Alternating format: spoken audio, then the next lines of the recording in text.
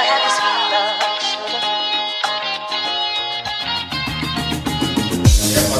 mulai dulu untuk acara pembukaan.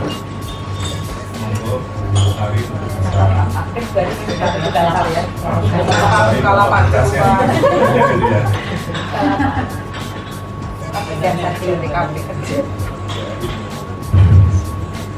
kita akan mulai acara kita pada pagi hari ini dengan bersama-sama berdoa. Semoga kita semua diberikan kemudahan, kelancaran, dan apa yang kita agendakan hari ini bisa kita terima dengan baik. Berdoa, silakan.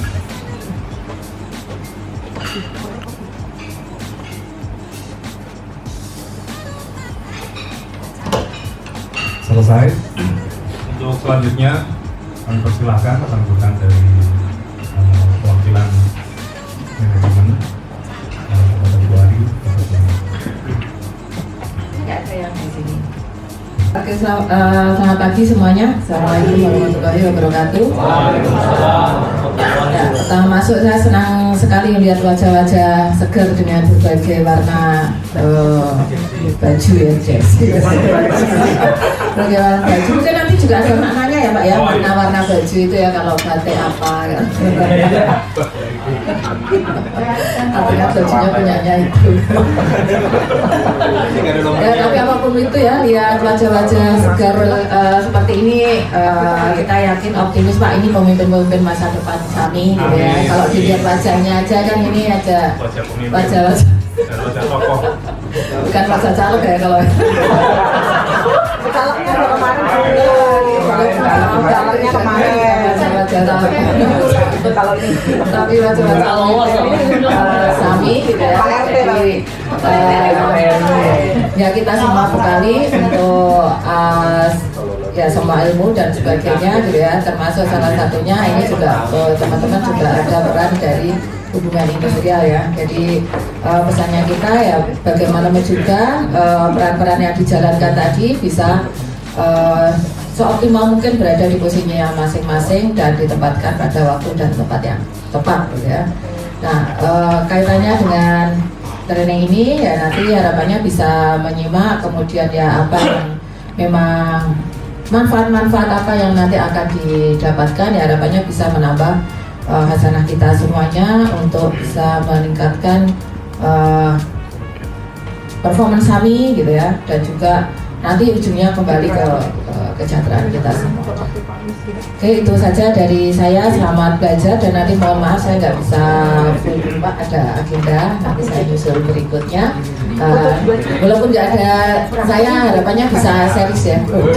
Series tapi kosong atau saya lalu series ya. Oke, itu aja dari saya. Selamat belajar. Terima kasih. Terima kasih. Ya, tepuk tangan buat Pak.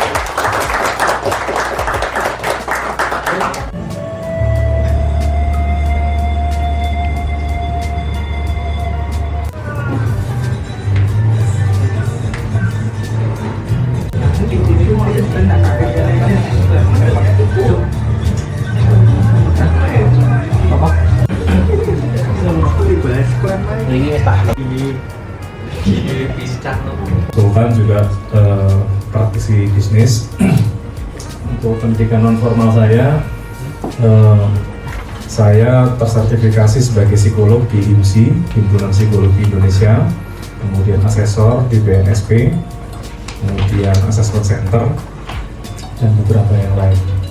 Untuk manajemen bisnis digital, saya tersertifikasi untuk Human Resource Management, Staff, Supervisor, Kabak, ini yang masih OTW GM. Nah, OTW GM. Karena saya juga asesor SDM. Jadi kalau ketemu teman-teman HR itu biasanya kita urusannya sertifikasi HR. Kemudian di digital, ICT Project Manager, Digital Marketing, Financial Literasi, masih cukup banyak itu. Ya. Kemudian di kependidikan, saya ambil sertifikasi juga di training metodologi. Training metodologi, kemudian trainer di Kominfo di Digital Entrepreneur Academy. Ini pekerjaan saya sebagai direktur utama di PT Kampus Data Media, kemudian PT Mandala, di di PT Desain Indonesia Perkasa sebagai komisaris dan di Kampus Digital sebagai direktur. Selain mengurus yayasan, ini pengalaman kerja saya dan ini portofolio saya. Baik, itu mungkin perkenalan singkat ya. Saya sudah berkeluarga, anak saya 5.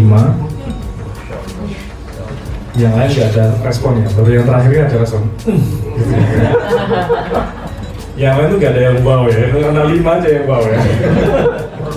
Produktif ya. Ya, jadi urusan produktivitas sudah teruji ya. Teruji. Ya, yang nomor 1 itu setara kelas 2 SMA, ada di Turki. Yang nomor 2 setara kelas 3 SMP, yang nomor 3 setara kelas 1 SMP, yang nomor 4 setara kelas 5 SD, yang nomor 5 umur 4,5 tahun. Saya sebut setara karena sekolahnya non formal semua. Non formal semua, jadi kejar paket A gitu. Jadi anak saya itu lulusan SD-nya kejar paket A, SMP-nya ya paket B, tapi ya nggak apa-apa. Kakaknya punya ijazah juga nggak dipakai. Ya gitu perkenalan singkatnya ya. Baik, sebelum kita mulai rangkaian pelatihan kita, ada tata tertib yang perlu kita sepakati bersama. Yang pertama adalah teman-teman yang bawa HP, semuanya bawa HP ya. Kita silent semuanya. Kalau ada panggilan penting, boleh diangkat tapi di luar, ya, di luar. Kemudian dipersilakan membawa gelas kosong, bersih dan terbuka. Ya. Ada gelas semua ya? Ada isinya semua ya? Yang dimaksud bukan gelas yang itu ya, tapi yang ada di pikiran kita ini. Ya. Jadi kalau hari ini tadi sebelum berangkat udah banyak yang kemerungsung, wah ini kok piye? Karena mungkin beritanya ada macam-macam. Ada juga yang ini kan tanggal merah ya. Jadi bayangannya sudah punya rencana macam-macam, malah masuk ya. Selama seharian ini hanya berperan sebagai fasilitator. Pelajaran yang penting akan Anda dapatkan sesuai dengan keaktifan masing-masing. Keaktifan itu adalah ketika ditanya menjawab, ketika diminta melakukan. Nah itu. Jadi manfaat yang bisa kita ambil selama seharian ini akan kembali sesuai dengan keaktifan kita masing-masing. Kemudian berikutnya adalah fokus. Fokusnya pada materi, bukan yang lain. Ya, pada materi bukan yang lain. Nah, aktif terlibat ya. Jadi ditanya menjawab, kemudian diminta melakukan. Kalau ada urusan di luar boleh izin, ya, boleh izin. Yang penting bukan izin untuk pulang ya. Boleh izin keluar sebentar mau ke toilet silahkan. Kemudian mengikuti seluruh sesi. Sesi kita ada 3, jadi pagi ada 2 sampai jam 10. Nanti kita masih ada break lagi nggak ya? Ya Pak. Ada ya?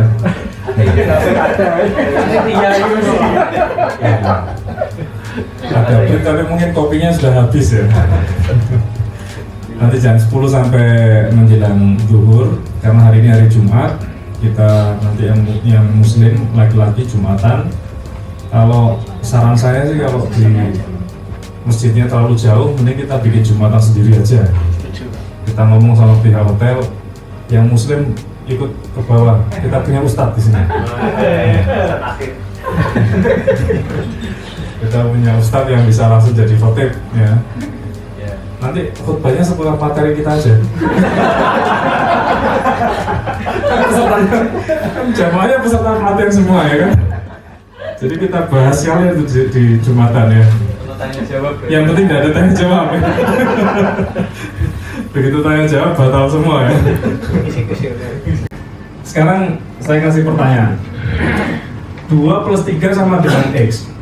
Berapa nilai X? 5. Apa sih? Berapa? 5, oke. 10 bagi 2. Istimewa. SD lulus dulu.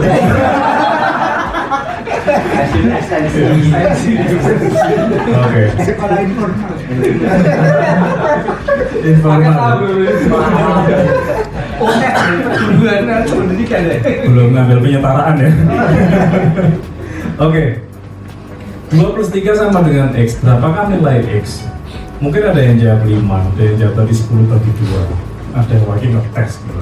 Nah, tidak apa-apa, memang itu respon yang ingin saya dapatkan. Karena inilah hidup. Nah, hidup itu kalau dikasih tantangan yang terlalu mudah, itu kita cenderung tantangan yang terlalu ringan itu malah nggak bikin bahagia, tapi justru kayak diejek gitu, kayak dihina. Kan pertanyaan anak SD mungkin kelas 2, kelas 3 ya. Ditanyakan pada senior-senior yang sudah punya anak ya. Sudah punya anak yang lulusan SD. Ya. Jadi tantangan hidup itu semakin tertantang, semakin ada tantangannya, semakin menarik. Betul ya? Kalau semakin ringan tantangannya, hidup itu jadi gak menarik. Itu yang ingin saya sampaikan di sini. Sehingga kalaupun hari-hari kita itu penuh dengan tantangan-tantangan, ya itulah hidup. Itulah hidup. Karena kita ini hanya berubah kalau punya pembanding.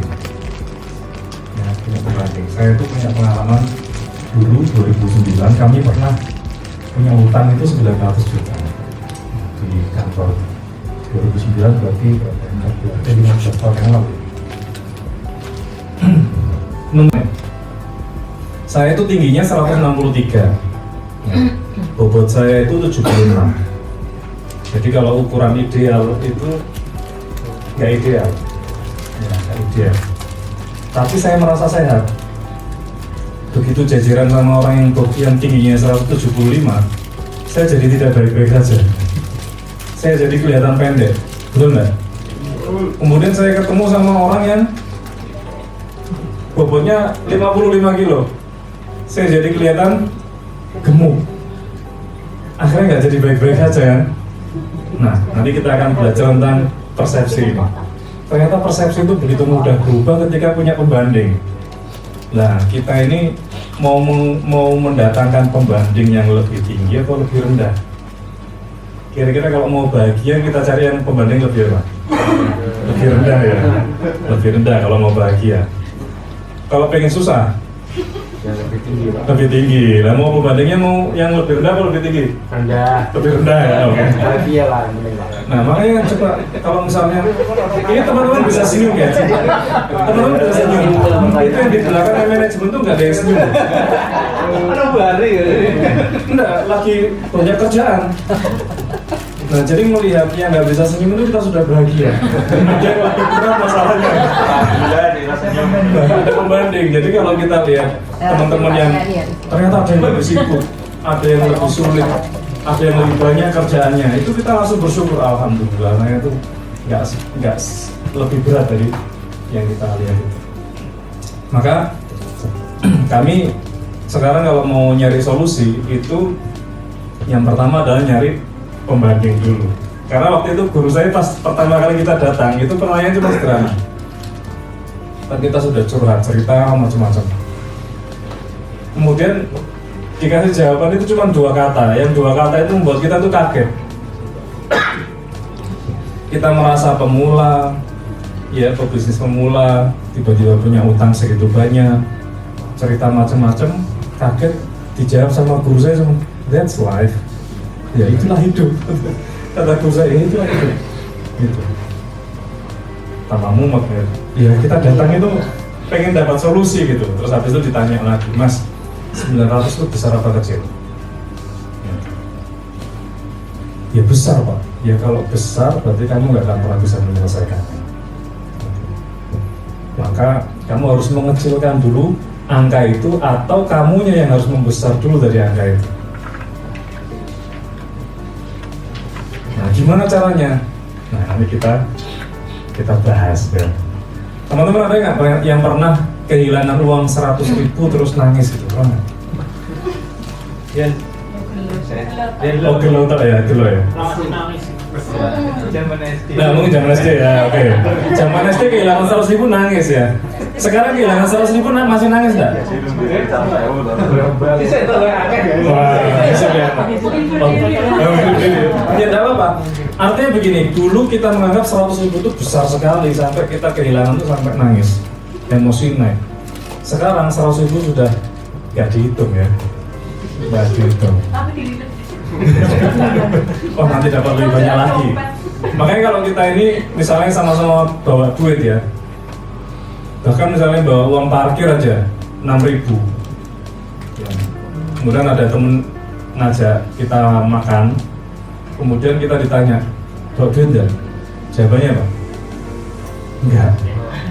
Karena merasa 6.000 itu bukan duit, jangan nggak cukup buat bayar makan, betul enggak? Padahal kalau buat bayar parkir masih bisa kan, buat bayar toilet juga masih bisa. Aslinya kita bawa duit, tapi kita sudah nggak nganggap itu duit. Nah, bahkan ada yang sudah biasa bayar parkir itu sangat biasa, sehingga uang parkir, uang toilet itu sudah nggak dianggap sebagai duit. Itu pengeluaran yang rutin gitu. Meskipun ada juga orang yang pegang duit segitu tuh nyesek gitu. Apalagi tukang parkir yang tadinya nggak kelihatan, begitu mau pergi muncul. Rasanya nyesek ya. Padahal duit itu aslinya duit yang biasa nggak kita hitung, tapi jadi ngitung gara-gara nggak sebanding gitu. Nah, makanya kita nanti belajar menemukan pembanding. Oke. Ketika tidak ada tantangan, kita justru bosen dan mencari tantangan lagi. Jadi kalau kita itu hidupnya datar-datar aja, nggak ada tantangannya, itu rasanya nggak hidup. Di waktu yang sama tiba-tiba diminta untuk switch. Pernah nggak mengalami? Datang nih nyampe di kantor, mestinya perannya sebagai karyawan atau sebagai profesional. Tiba-tiba ditelepon oleh keluarga, dikabari kalau ada keluarga yang sakit atau ada yang kecelakaan. Pada saat yang ngetelepon itu sebagai apa? Keluarga. Sebagai keluarga. Begitu telepon dimatikan sebagai apa? Mestinya kan. Tapi kenyataannya Karyawan Pak. masih kesana kemari ya. Dari sini aja kelihatan. Yang kira-kira duduk di sini dengan tenang beneran atau yang masih mikirin yang di sana ada? Ada yang mikirin banjir. Iya, bisa ngomong gitu. Nah, jadi orang kita ini banyak yang membingungkan karena kita nggak terampil untuk men-switch. Kadang sudah pulang ke rumah, mestinya jadi apa? Anggota keluarga. Tapi urusan kerjaan masih di bawah. Ada nggak? Iya, tapi ini nanti cembeli terus. Relakan ya. Padahal 24 jam. Wah, kali ini istri mewah ini ya, istri mewah. Nah, jadi kita ini dapat waktu yang sama, itu seringkali ada benturan peran. Tapi disebut benturan peran karena kita sendiri bingung menyikapinya. Padahal kalau misalnya kita bisa menempatkan pada situasi yang tepat, pada posisi yang tepat, maka peran itu bisa dijalankan semuanya dengan baik. Nanti kita coba akan belajar.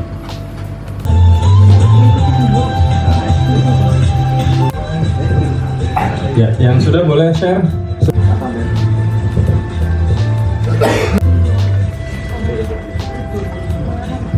Berapa? Cuma yang poinnya adalah mengerti dan memahami arti hubungan industrial. Terus kemudian yang kedua mungkin bisa dijadikan acuan atau referensi nanti ketika kita berdiskusi atau negosiasi dengan manajemen. Loh, ini bukannya manajemen ya? Enggak Pak, kita diundang di sini sebagai serikat Pak. Bukan sebagai manajemen. Oke, kalau dari saya sih harapannya dengan materi ini nanti saya bisa mendapatkan ilmu terkait dengan komunikasi dengan baik, sehingga harapannya komunikasi saya dengan atasan saya dengan bawahan saya akan lebih baik, sehingga nanti pekerjaan juga akan lebih mudah. Sedangkan berikutnya adalah hubungan industri industrial. Bodoh ini. Bisa bocor. Kesejahteraan akan jauh lebih meningkat. Itu harapan saya. Matur suwun. Terima kasih, Pak. Ari, ayo ngomong sing akeh. Oke, silakan Bu, silakan Bu. Selamat kerja, namun tidak merugikan karyawan dan perusahaan. Tidak merugikan ya. Ya, karyawan bahagia, perusahaan senang. Oke. Karyawan bahagia, Perusahaan senang. Ini istimewa quotes hari ini ya. Karyawan bahagia, perusahaan senang. Namanya siapa, Bu? Budian, ya. Ini baik Budian ya. Tepuk tangan buat Budian. Nah, ini tepuk tangannya kurang ikhlas ini ya. Tepuk tangannya yang meriah dong. Baik, ada lagi yang mau sharing tentang habis gue yang lupa. Gue di luar ya. Itu habis semangat itu ayo. Oke, terima kasih atas kesempatannya. Untuk yang pertama itu membuka pandangan antara posisi manajemen dan karyawan serikat itu gimana posisinya. Terus yang kedua itu karena tadi berkecimpung ke terkait psikologi ya Pak ya. Saya pengennya nanti sikap tenang ketika menghadapi masalah atau kontrol emosi. Makanya di sini kan belajar kayak gitu. Emang saya terus susah. Terus yang terakhir adalah mengembangkan skill komunikasi. Terima kasih. Namanya siapa? Pak Zen. Tepuk tangan buat Pak Zen. Terima kasih. Tadi beberapa sudah disampaikan dari Pak Job sama Pak Jan, cuma satu yang belum ya, yaitu saya ingin skill up dalam wawasan memahami karakter orang. Jadi kita dapat memposisikan diri kita ketika menghadapi beberapa karakter yang orang yang berbeda-beda. Terima kasih. Baik, terima kasih. Pak siapa namanya? Irawan, Pak. Pak Irawan. Tepuk tangan buat Pak Irawan. Iya. Lah kok tahu, Pak? Strengthening pathways through these neurons. In every connection in our brains, there's a tiny gap. This gap to continue its journey.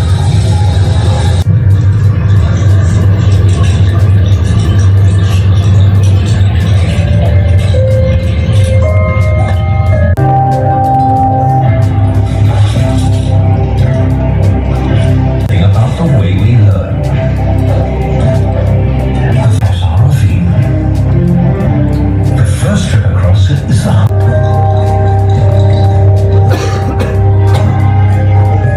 and easier.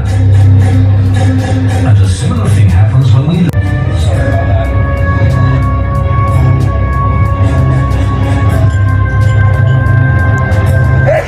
Do it whenever we like. Sulit.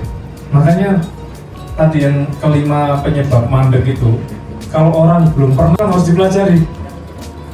Begitu sudah membuat tujuan hidup, tujuan kerja, tujuan berkeluarga, tujuan pendidikan, tujuan sekolah, kemudian belajar lagi menemukan alasan-alasan, itu butuh belajar juga menjadi kompeten. Itu yang kita sebut dengan conscious kompeten. Nah, kalau kompetensinya diulang-ulang terus, Kanjeng masih mikir mulai dari kancing mana dulu? Nah, pakai baju apa? Bunga. Mau saya pindahin. Sehingga kami itu punya, kalau saya sekarang punya rekening khusus yang BSI itu ada 10. Ya, 10 dengan masing-masing plotnya. Anak saya setiap punya akte saya buatin rekening. Jadi anak saya nomor 1 lahiran tahun 2007 bulan Januari, 2009, 2011, 2013, 2019 itu semua punya rekening. Insya Allah mereka tidak mengalami investasi bodong. Ya, jadi kalau dapat uang lebaran, uang raya itu masuk di rekening mereka. Gitu. Ando Pak Sugi.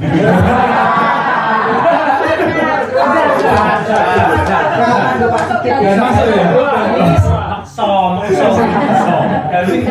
Gitu merapat, kerjaannya apapun, posisi dimanapun, ya diusahakan merapat. Gitu. Karena ada panggilan identitas tadi, satu identitas. Itu kata-kata itu ajaib sekali. Misalnya keluarga besar Cokro atau Winoto atau Soeharto, ya, Sasto, Sugiharto.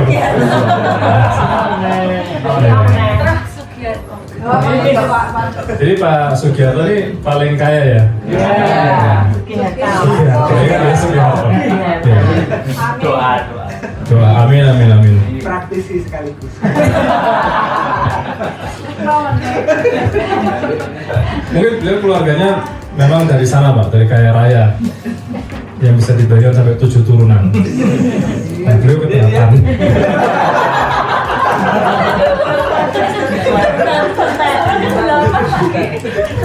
Jadi pembagian dari atas sudah selesai, baru bagi sendiri, bangun lagi.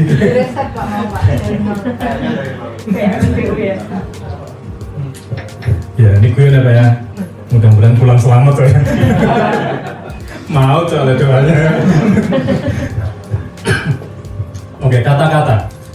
Jadi kata-kata itu bisa jadi merek, cap, nama, identitas. Identitas itu tadi ya, bisa berupa nama kita, perilaku kita, keseharian kita, apa yang paling sering kita pikirkan itu jadi identitas kita. Maka orang akan mudah dikendalikan dengan apa yang sering dia pikirkan. Misal nih, orang yang merasa berat badannya berlebihan, gendut, ya, begitu dengar kata-kata langsing, itu sensitif sekali. Sensitif sekali. Karena urusan berat badan itu jadi pikiran. Ada apa ya? Contoh Pak. Saya ya Allah. Loh, yang lain kayaknya baik-baik saja loh. Tiba-tiba ada yang tidak baik-baik saja. Pada bandingnya. Dan saya juga tidak ke orang tertentu, saya juga bisa gemuk. Saya juga termasuk yang bagian yang saya sebut ya. Ya. Oke, saya ganti ya. Tidak nyaman itu Pak, tidak nyaman. Dipikirkannya.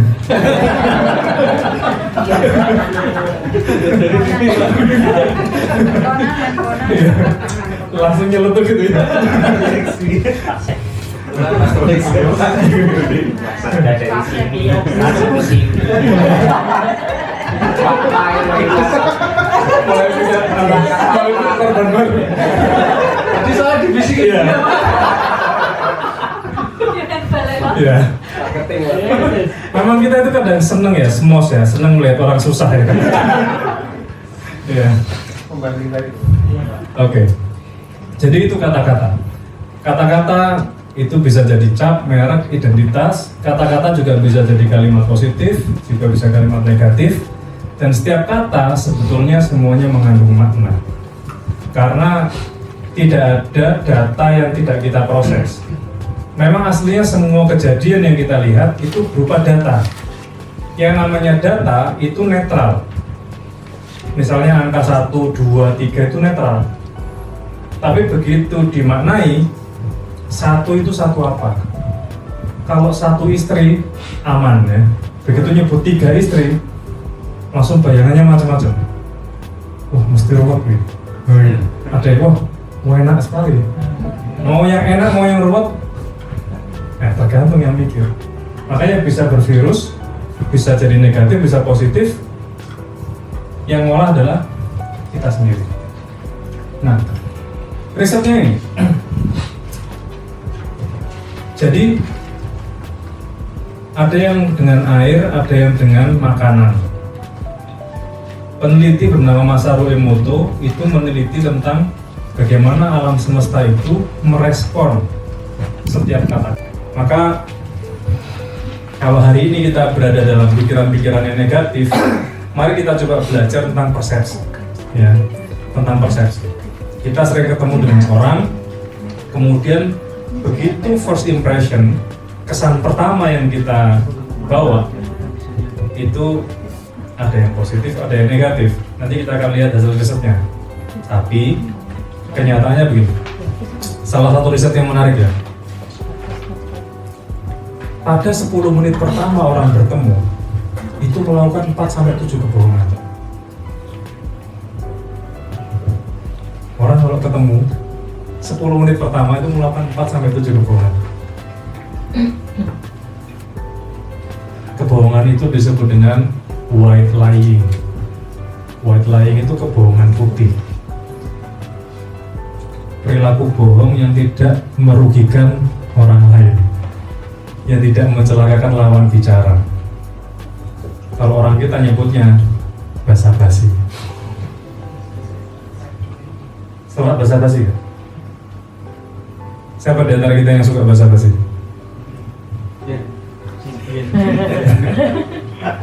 Ya, basa-basi itu adalah kebohongan. Gimana kabarnya? Alhamdulillah sehat. Gimana anak-anak? Ya sehat-sehat, bagus-bagus. Padahal pikiran kita mikirin keluarga itu udah ruwet ya, gitu. Tapi kalau ditanya, alhamdulillah sehat. Ya. Ya positif. Itu namanya kebohongan putih itu. Yang disebut kebohongan putih itu. Jadi tidak menceritakan yang sebenarnya, tapi tidak merugikan lawan bicara. Nah, itu cukup sampai 10 menit pertama aja. Karena kalau dilanjutkan, maka terbawa pada kebohongan yang hitam itu.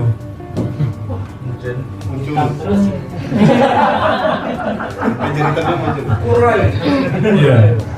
Kalau dilanjutkan akan menjadi kebohongan yang hitam itu. Karena tubuh kita akan membuat keseimbangan baru. Kalau orang pertama kali bohong, itu kan muncul reaksi kimia tubuh kita yang tidak normal. Misalnya deg-degan. Mau coba enggak? Mau coba enggak?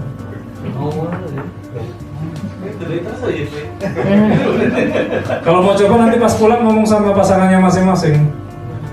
Aku berpacaran loh.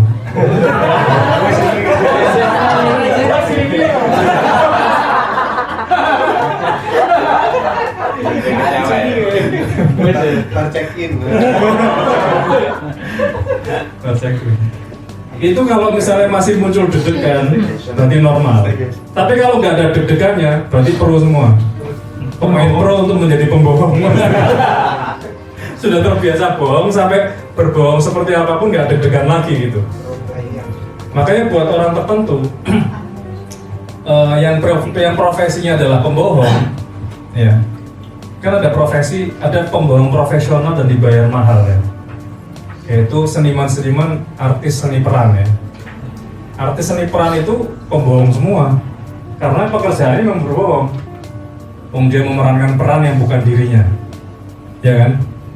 Yang misalnya dia harus jadi pengemis, dia harus jadi bos, dia harus jadi perampok,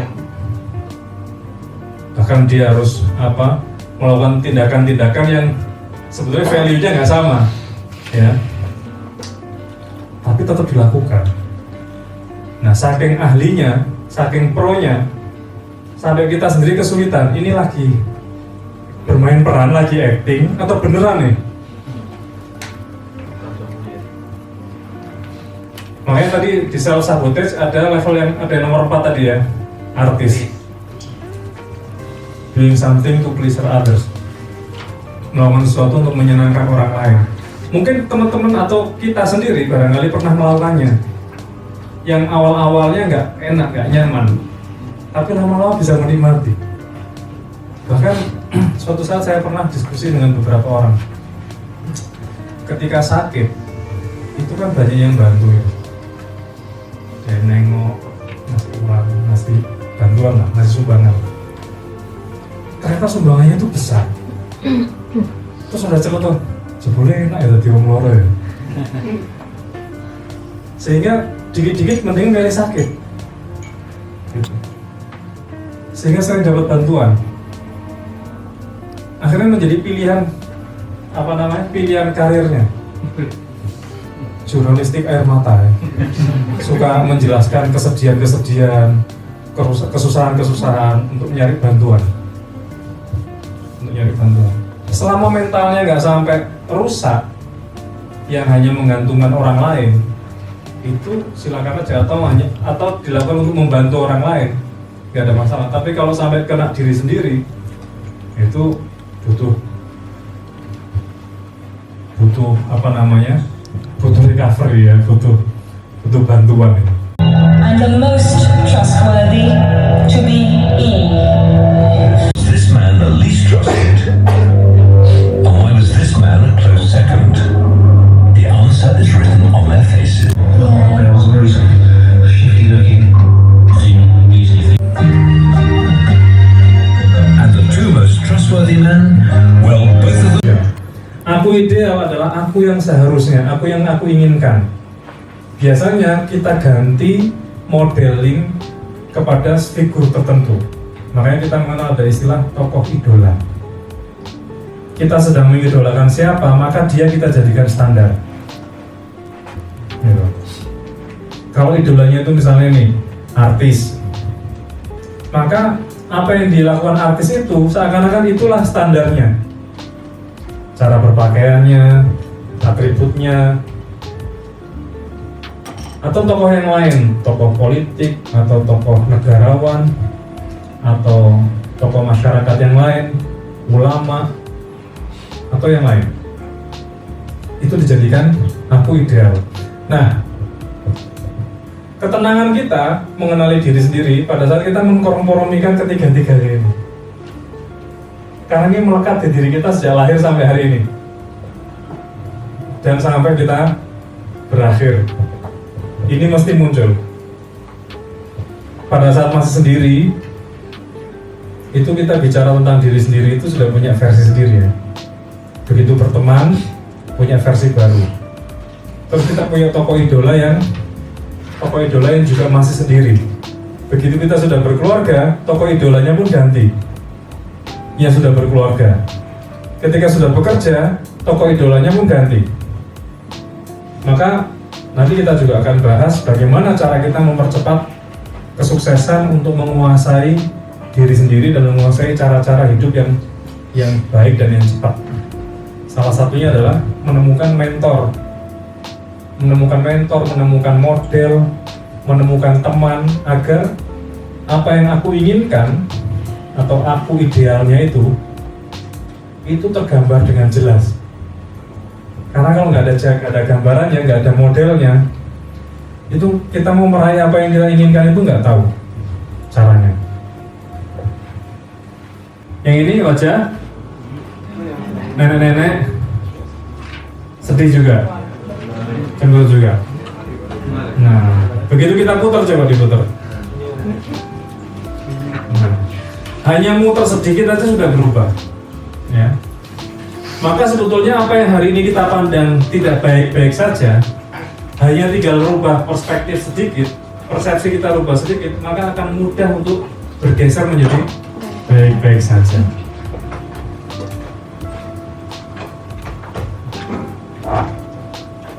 Nah, sebelum kita lanjutkan, silakan menulis dulu definisi sukses versi Anda itu bagaimana? Silakan ditulis. Sebelum kita bicara baik-baik saja atau nggak baik-baik saja ya.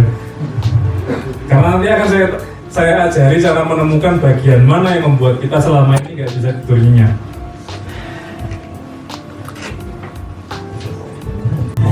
Berhasil menyelesaikan target.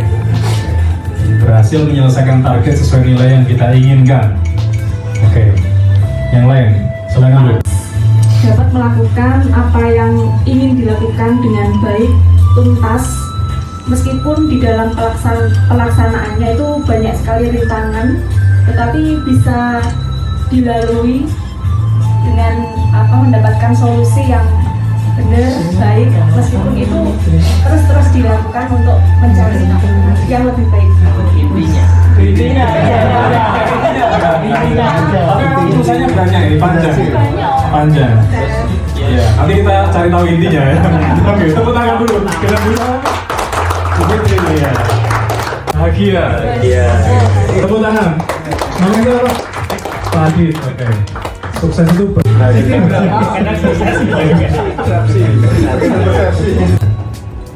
Apakah 80% atau 60% atau 40%? Seandainya 80%, maka yang dihasil adalah 4 lapis. Kalau 60% berapa lapis? 3. Kalau 40, 2. Kalau hanya 20%, berarti 20 hanya satu lapis saja yang diarsir. Paham ya? Oke, silakan diarsir dulu. Adalah jebakan. Kevin Pak tuh Bapak. Iya, kita memastikan yang peserta yang hadir apakah sudah sejahtera, makan siangnya sudah jebakan itu baru kali ini. Oke ya. Oke, sudah. Personal growth itu adalah pertumbuhan pribadi. Jika masalah kita hari ini berbeda dengan masalah dari tahun sebelumnya, itu berarti kita bertumbuh.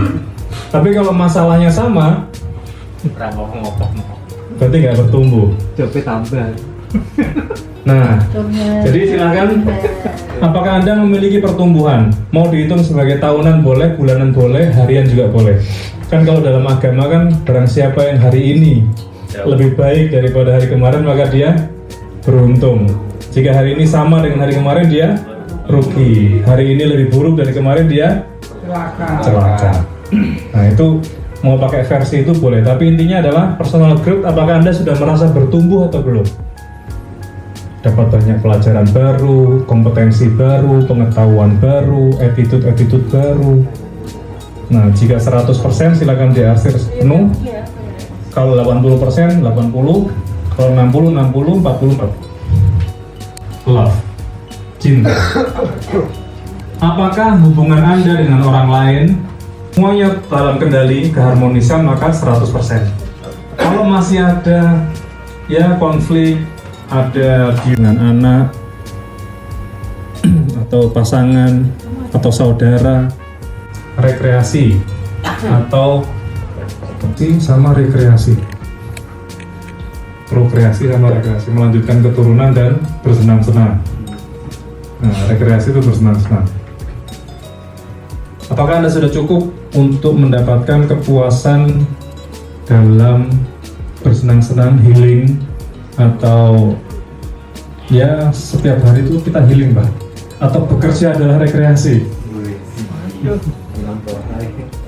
Nah, silakan diarsir sesuai dengan kondisi Anda masing-masing. Rekreasi yang Anda butuhkan sudah terpenuhi 100%, berarti diarsir penuh.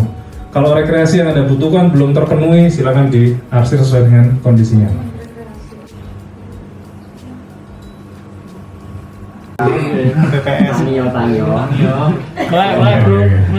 Rumah yang Anda huni sekarang, baik dimiliki atau dinikmati aja, ya, sesuai dengan yang ideal yang Anda inginkan. Misalnya Anda butuhnya itu 5 kamar dan rumah Anda hari ini 5 kamar, itu berarti 100%.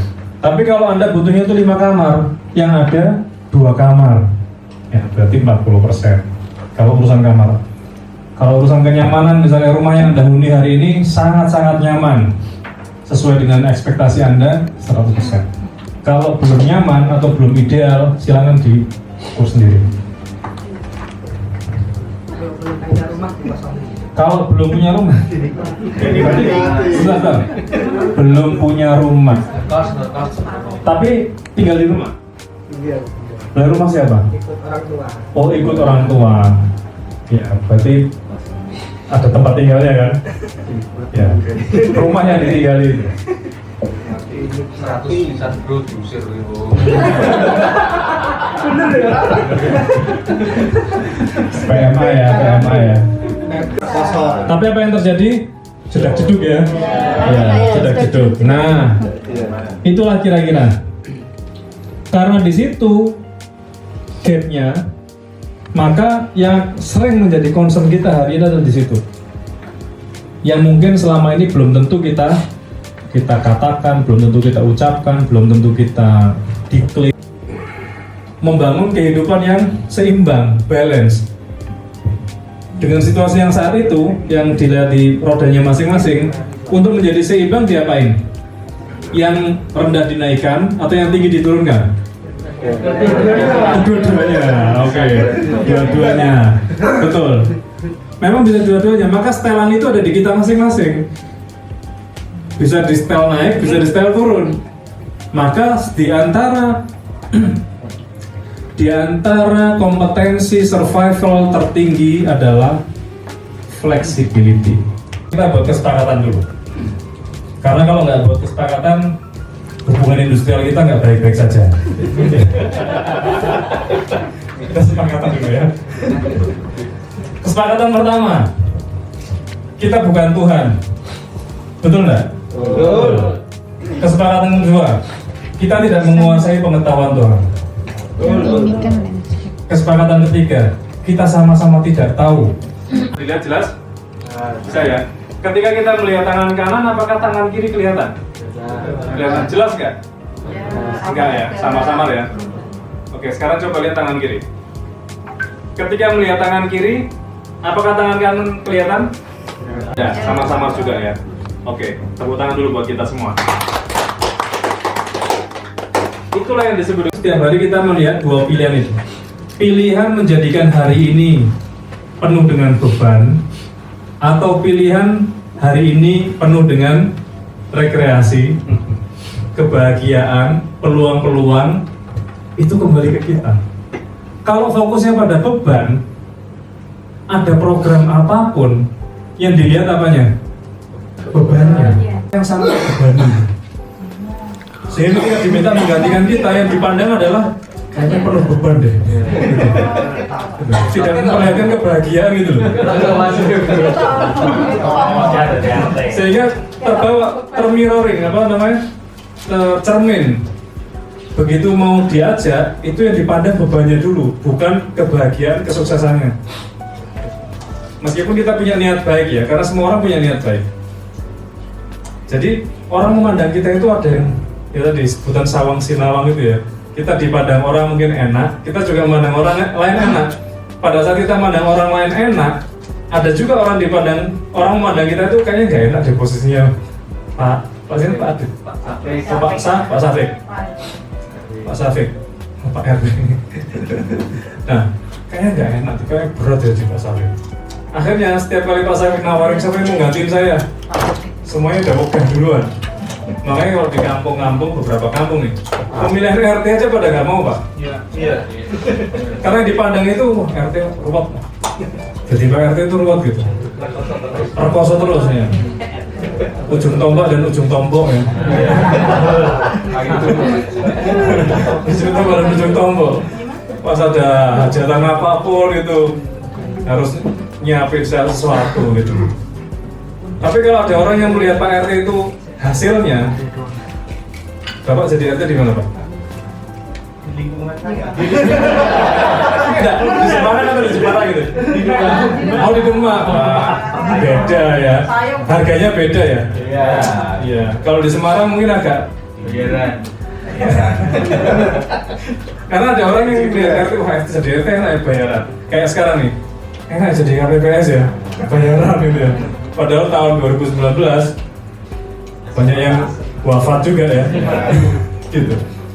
Lihat bayarannya semangat, lihat wafatnya nggak jadi daftar. Ya, jadi di kampung saya kemarin masih ada di oya-oya, masih kurang TPS. Ada beberapa TPS yang nggak dapat KPPS. Apa namanya? Di 2 minggu yang lalu ya, sekarang mungkin sudah penuh. Saking sulitnya meyakinkan waktu itu, karena mungkin sebagian yang diajak itu memandang beratnya jadi petugas. Tapi kalau orang yang memandangnya, wah bayarannya gede, setino segitu ya. Berapa Pak? Motivasinya juga. Nah, RT nggak tetap itu sabetan kan? Cari template ya. enggak, malah dibuka di sini. Wah itu pembicaraan di sebelah sana. Nanti kita selesaikan secara adil dan kekeluargaan. Bagi RT salah sama itu RT. Iya. Ya begitu Pak. Jadi memang kembali ke persepsi tadi. Karena persepsi itu bisa kacamata pandang, bisa positioning, bisa jadi kenyataan. Maka kita menampilkan diri atau berusaha menjadi orang yang mengambil semua kejadian yang kita hadapi itu sebagai kejadian-kejadian yang membahagiakan. Nah kalau kita selalu tampak bahagia, orang melihat kita juga terlihat sukses. Betul enggak? Karena banyak orang yang juga angkanya 2 digit. Kami itu pernah ketemu senior yang penghasilannya itu 2 digit, di atas 50 juta, tapi nggak punya tabungan. Kami juga jadi mitra di sekolah pelayaran, jadi banyak pelayar, banyak kapten gitu. Kapten itu kan minimal 50 juta. Kalau ketemu ngobrol cuma begini, Mas, di kapal itu enak, penghasilannya besar, kelemahannya cuma satu, yang penting itu nggak salah nyari istri. Katanya gitu, itu versi mereka. Dan apa, ini banyak teman-teman kapten yang nggak punya rumah, nggak punya apa-apa, padahal penghasilannya di atas 50 semua. Tapi ya itulah hidup. Mau dipandang dari sisi banyaknya besarnya gaji atau dari sisi di social life, karena mungkin mereka bisa melihat rekening tapi nggak bisa belanja. Oh, hidupnya di kapal 3 bulan, 6 bulan, bahkan ada yang 8 bulan gitu, hanya bisa lihat angkanya aja gitu. Sehingga orang memandang, oh enak ya jadi kapten ya, padahal si kapten, aku udah pengen balik ke darat, yang lain pengen berlayar, dia pengen ke darat. Ini yang kita sebut dengan sawang sinau. Ini cuma perbedaan persepsi aja. Sehingga urusan besar kecil itu bukan lagi di urusan angkanya, tapi apakah kita mempersepsi itu sebagai angka yang besar atau angka yang kecil.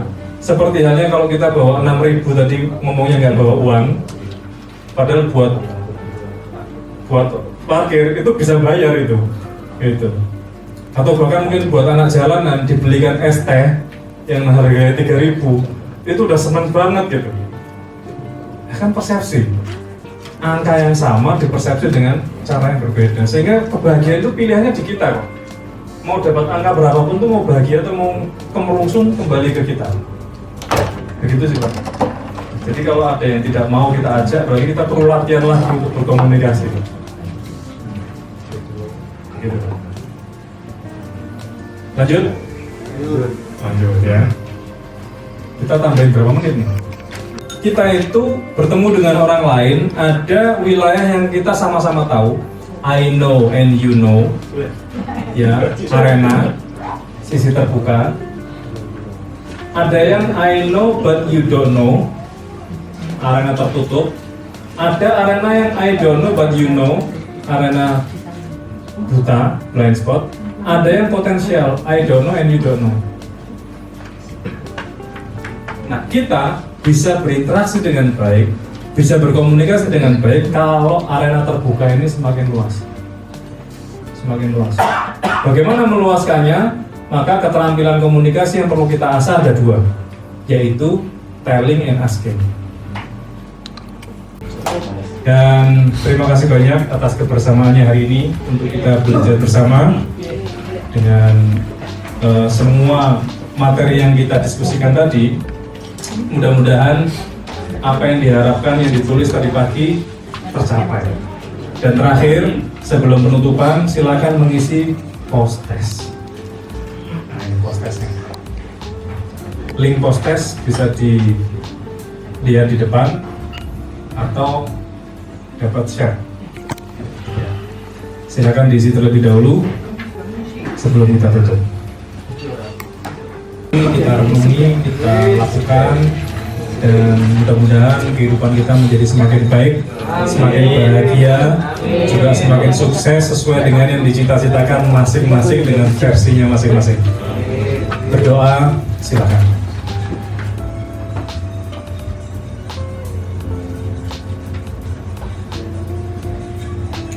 Selesai. Saya mewakili pribadi dan tim, mohon maaf jika ada yang nggak berkenan, ada yang kurang berkenan, dan sampai jumpa di lain kesempatan. Wassalamualaikum warahmatullahi wabarakatuh. Selamat sore.